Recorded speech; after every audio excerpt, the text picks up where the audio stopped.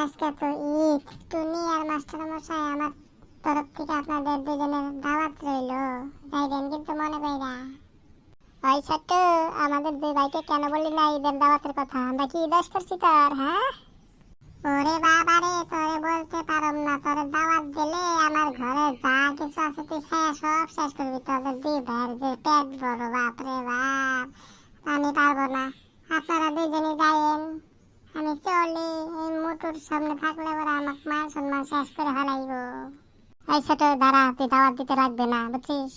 কেন রে বলতো? একটা কাজ করেন মাস্টার মশাই, টুনি, ছোট, তোরা সবাই মিলে আমাদের ঘরে ঈদ খেলতে চাস। আমরা ওরকম করি না। তোর পেট বড় আছে না পেট ছোট আছে আমরা ওটা দেখুন, তুই যত খাস খাবি, ঠিক আছে? মনে করে যাস।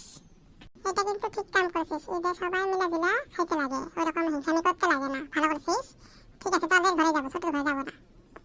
আমি দেখি মোটুদেরকে নিমন্ত্রণ না দিয়া ভুলই করলাম রে। এখন অপমান সহ্য করতে হইল। এখন আবার বসে পড়লি, তোরও তো নিমন্ত্রণ দিছি, যাইস তো, রাগ করিস না।